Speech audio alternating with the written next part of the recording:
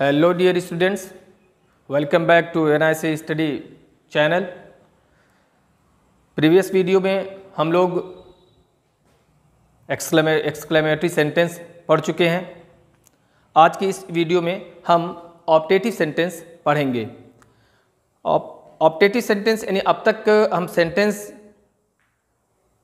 के 4 प्रकार पढ़ चुके हैं, जिसमें हम उसको पहचानने के लायक हो चुके हैं कि इम्पेरेटिव सेंटेंस किसे कहते हैं, उसकी पहचान क्या है, असर्टिव सेंटेंस क्या है, इंट्रोगेटिव सेंटेंस क्या है, एक्सक्लेमेटरी सेंटेंस क्या है। अब ऑप्टेटिव सेंटेंस जानेंगे कि ऑप्टेटिव सेंटेंस किसे कहते हैं। ऑप्टेटिव सेंटेंस को पढ़ने से पहले आइए हम इसकी डिफिनेशन को जानते हैं कि इसकी डिफिनेशन क्या है। ऑप्टेटिव सेंटेंस, ऑप्टेटिव सेंटेंस इसका अर्थ हिंदी में होता है इच्छावाचक वाक्य। इच्छावाचक वाक्य।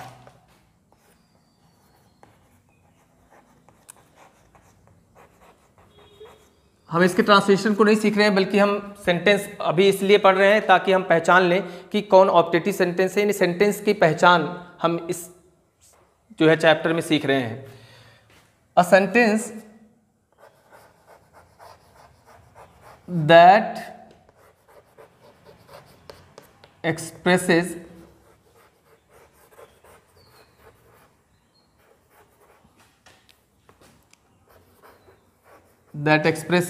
the sense of wish,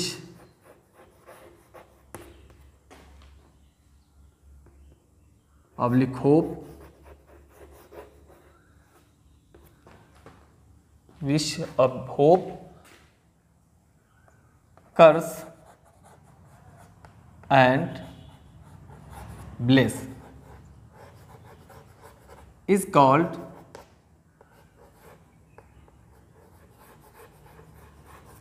an optative sentence. An optative sentence.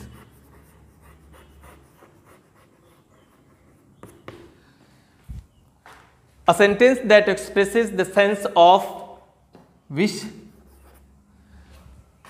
curse and bliss is called an optative sentence. ऐसा वाक्य जिसमें इच्छा, अभिशाप या आशीर्वाद के भाव प्रकट हों, उसे हम ऑप्टेटिव सेंटेंस कहते हैं। जिसमें किसी के बारे में बयान दिया जाए उसे हम डिक्लेरेटिव सेंटेंस कहते हैं। जिसमें प्रश्न किया जाए उसे हम इंट्रोगेटिव सेंटेंस कहते हैं। जिसमें आज्ञा, निवेदन एवं परामर्श के भाव प्रकट हों उसे हम इंपरेटिव सेंटेंस कहते हैं। और जिसमें हृदय की गहरी भावनाएं व्यक्त हों, a sudden feeling of heart, उसे हम एक्सक्लेमेटरी सेंटेंस कहते हैं। जो all of a sudden that is exclaim out from our heart is called an exclamatory sentence. Optative sentence communication के लिहाज से, बातचीत के लिहाज से बहुत ही इंपॉर्टेंट है। इसमें अक्सर हम जो है किसी को शुभकामना देते हैं, किसी के लिए दुआ करते हैं, किसी के लिए बद्दुआ करते हैं।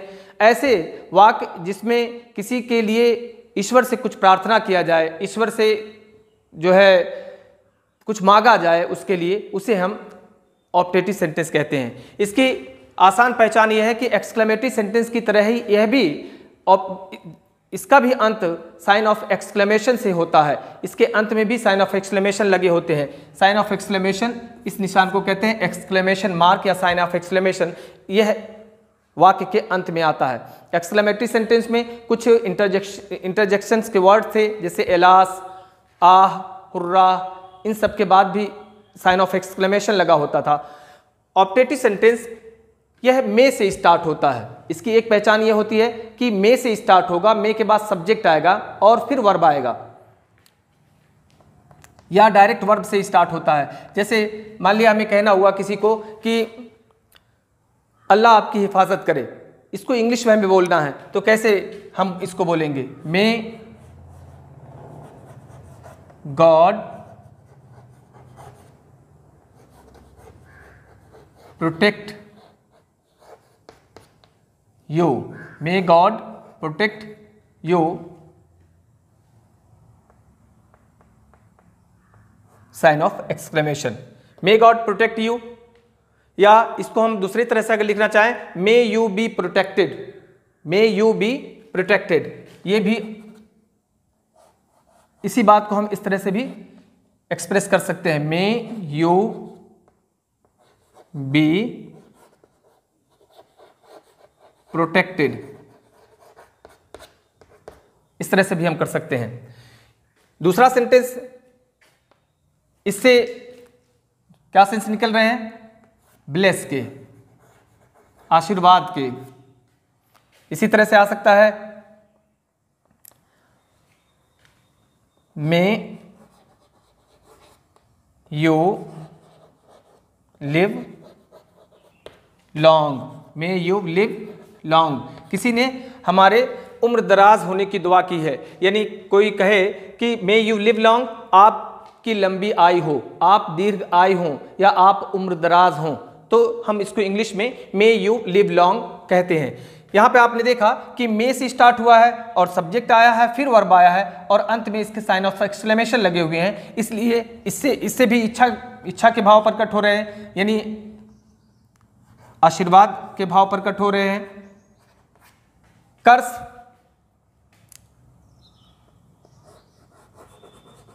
मे you ruin, may you ruin, या इसी को हम इस तरह से भी इसका स्ट्रक्चर हो सकता है, मे गॉड रुइन यू, ईश्वर करे तुम बर्बाद हो जाओ, ईश्वर करे तुम बर्बाद हो जाओ। तो इससे अब कर्स के भाव प्रकट हो रहे हैं, अभिशाप के भाव प्रकट हो रहे हैं।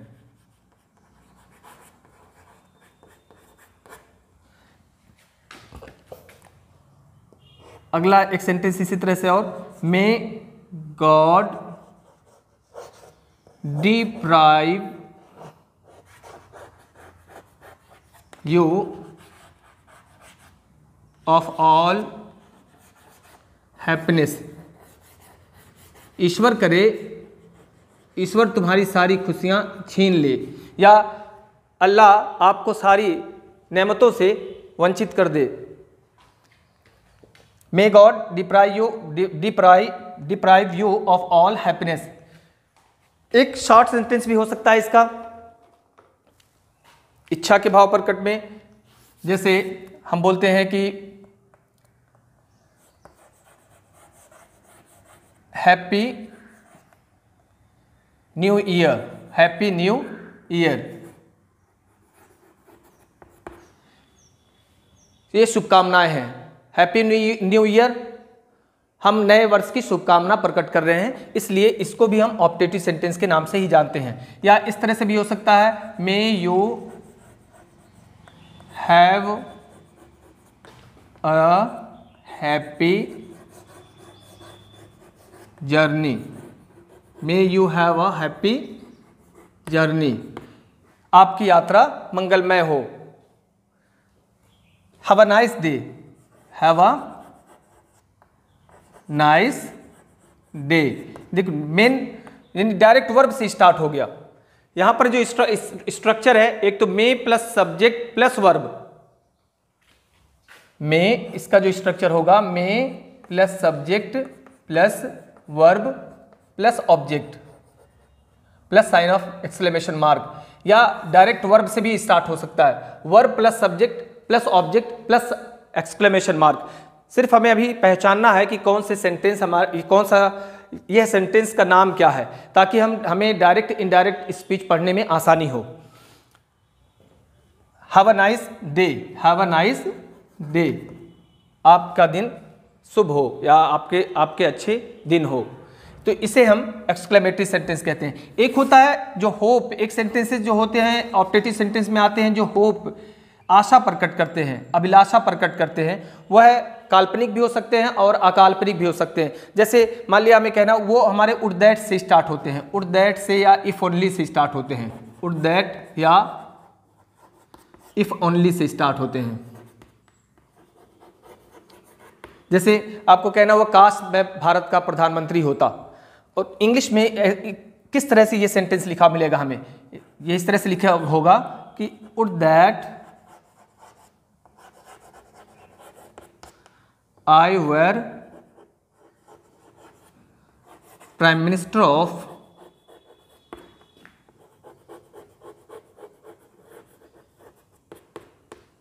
India, sign of exclamation. Would that I were prime minister of India, काश मैं भारत का प्रधानमंत्री होता। इसी तरह से इफ ओनली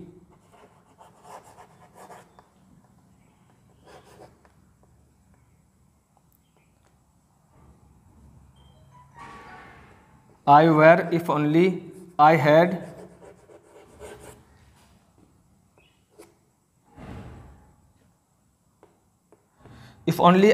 a